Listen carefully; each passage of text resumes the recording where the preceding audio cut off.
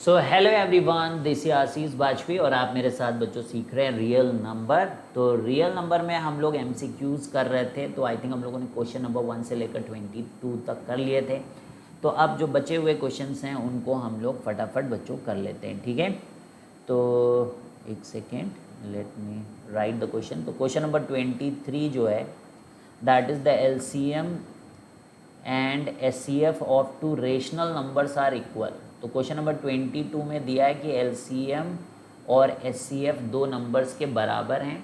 तो फिर नंबर्स के बारे में पूछ रहे हैं कि देन नंबर्स मस्ट बी, तो नंबर्स कैसे होने चाहिए, तो ये बोल रहे हैं, ठीक है।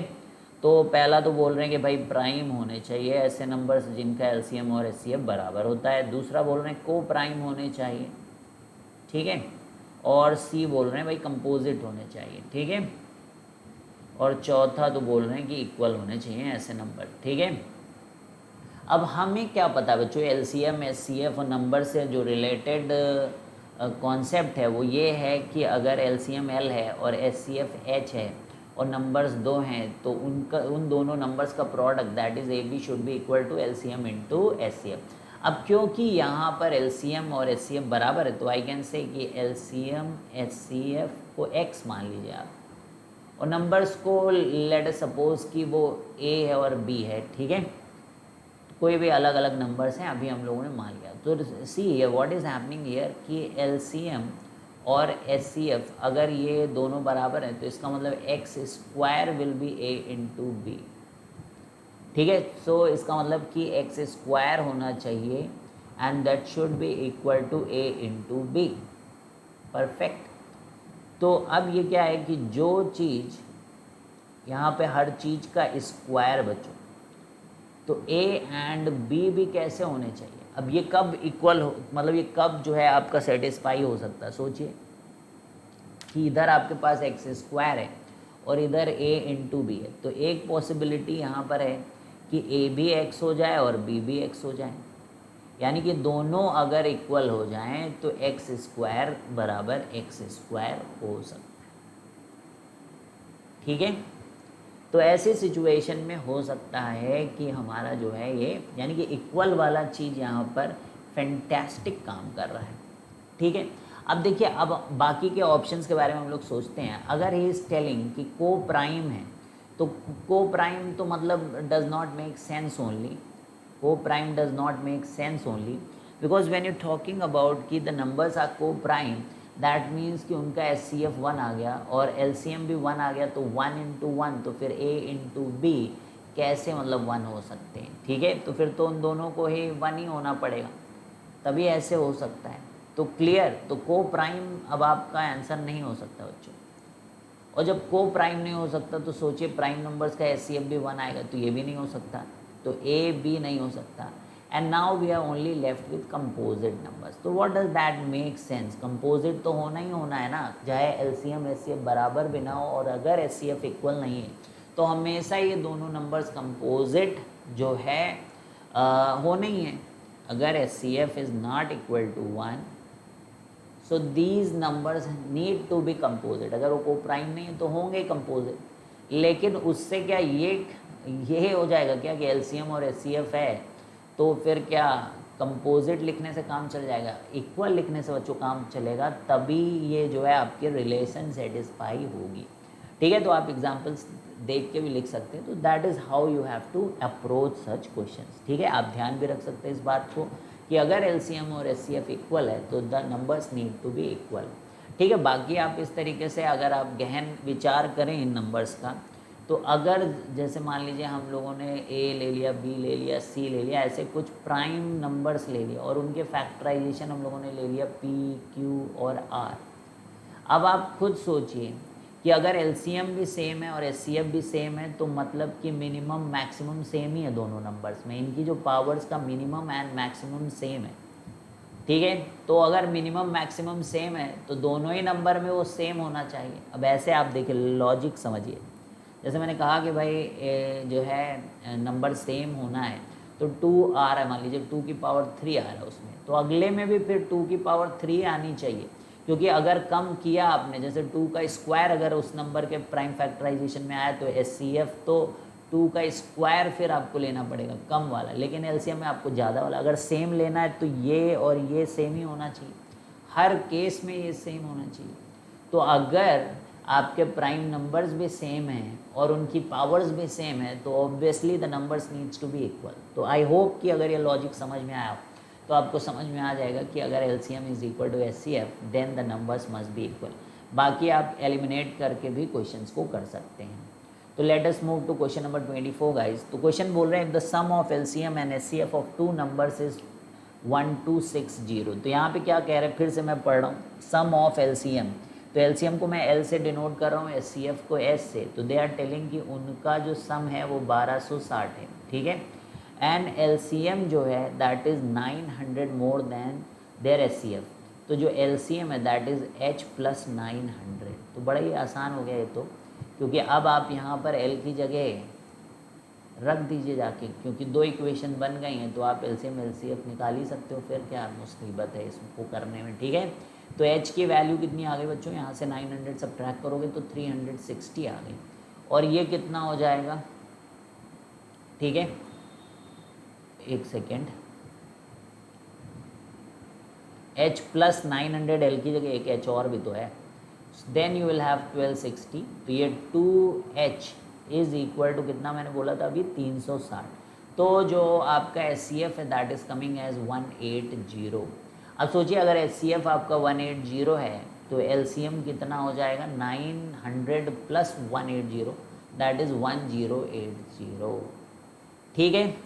अब आपका आंसर क्या है, then the product of the 2 numbers. तो दोनों को कर लीजिए मल्टीप्लाई भाई, 180 इंटू 108, 1080 को आपको मल्टीप्लाई करना है, दैट्स इट, ठीक है। तो कितना आएगा भाई, 3 4 3 7, ठीक है, 1080 एंड 180। तो क्लियर है। तो अब डबल जीरो तो आना ही है आखिरी में, 2 जीरो। तो 108 इंटू 18 आप मल्टीप्लाई करके देख लीजिए, ठीक है। तो 8 8 64, 6 818 और 801।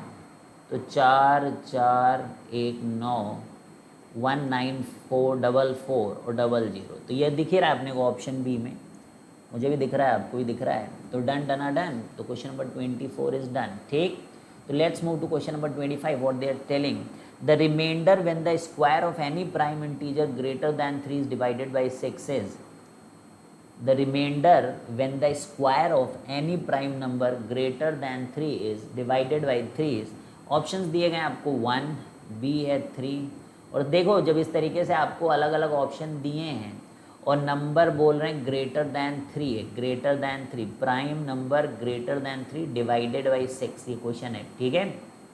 तो आप ले लो कोई भी प्राइम नंबर ले लो भाई, ठीक है, कोई भी prime number which is greater than 3 उसका स्क्वायर करो। तो 5 ले लिया मैंने, 5 का स्क्वायर, क्योंकि ऑब्जेक्टिव है तो इसको सब्जेक्टिव करने का कोई मतलब नहीं है, ठीक है। तो 25 से 6 को डिवाइड कर दो तो 4 + 1 आ रहा है, तो देखिए रिमाइंडर 1 आ गया, बस।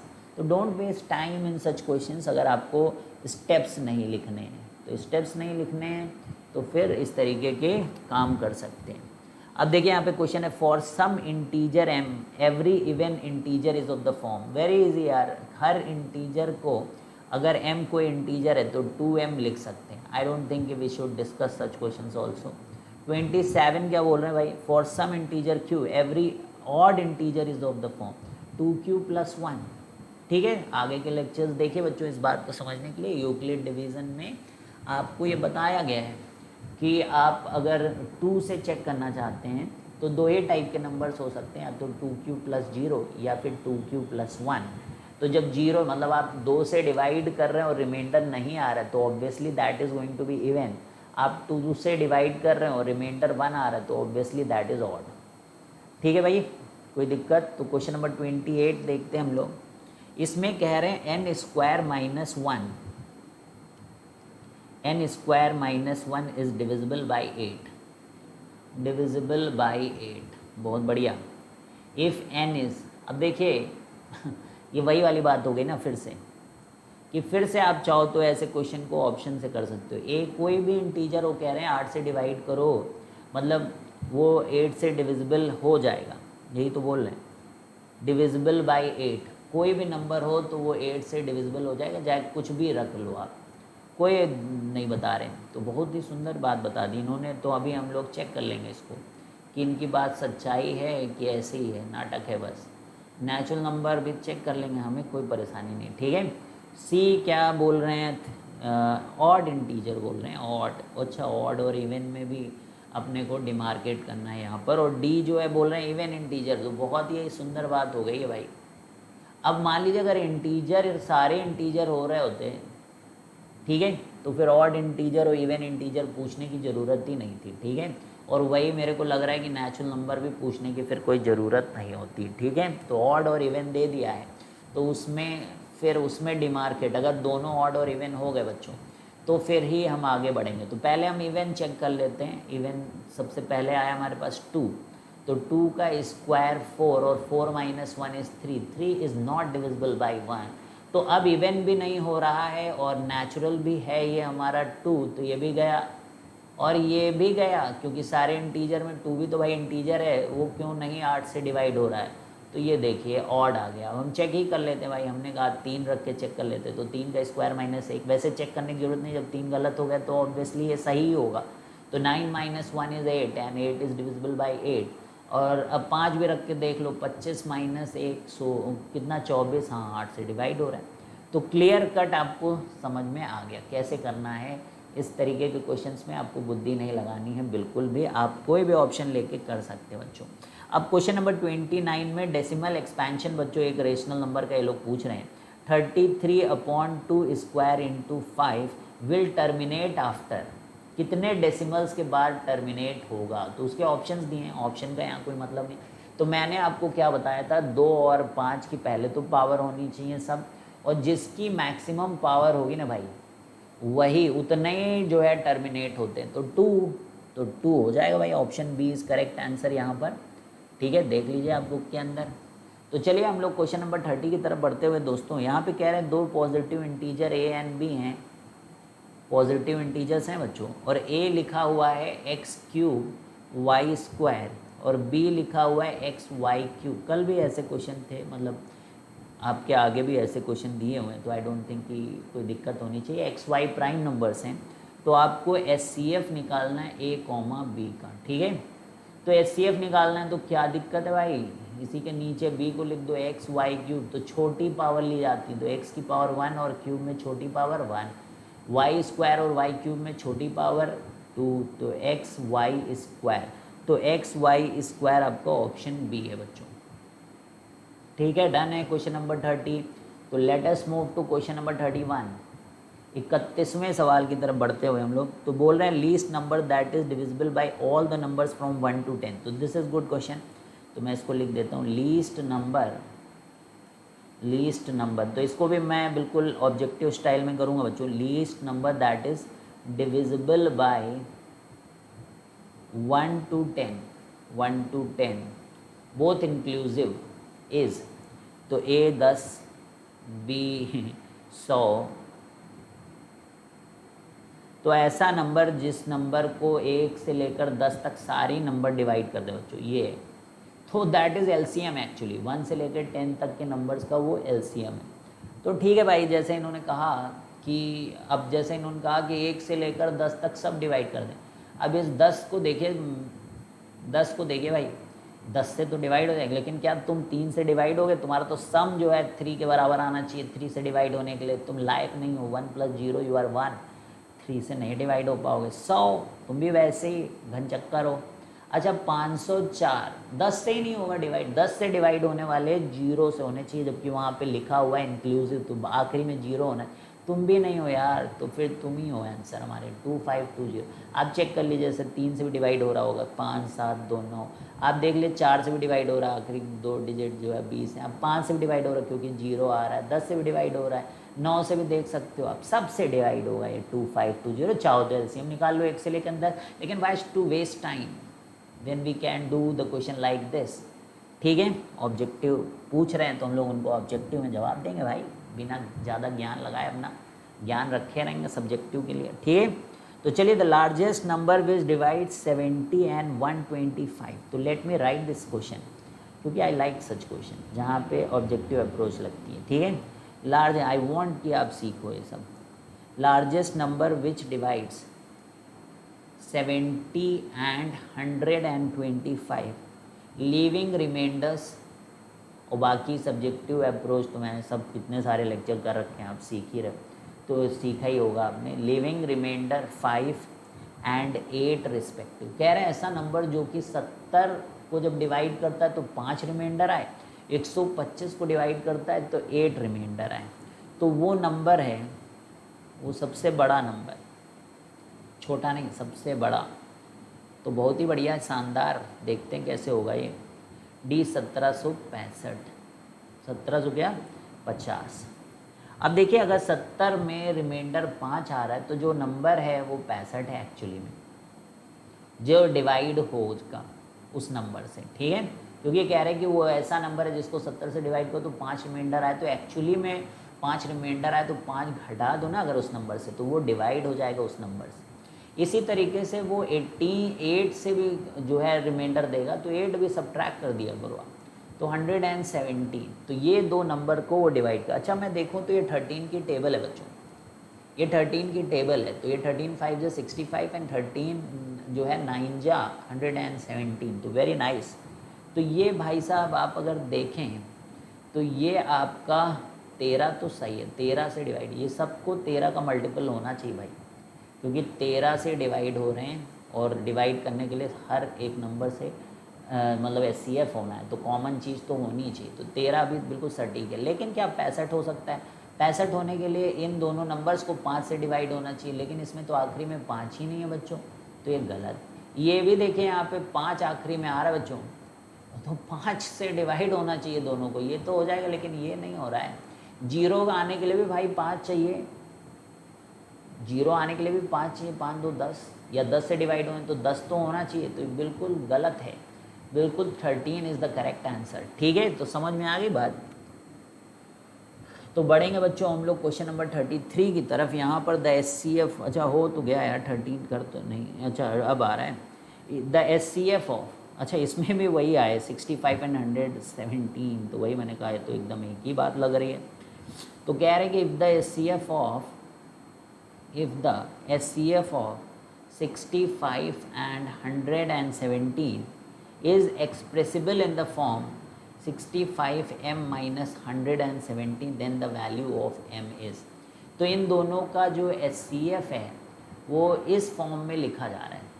तो इसका SCF तो हम लोगों ने देखा यार 13 है, अभी तो निकाला पिछले क्वेश्चन में ना, तो AM जो है 4 होना चाहिए, B जो है 2 होना चाहिए, C जो है 1 होना चाहिए, D वो 3 होना चाहिए।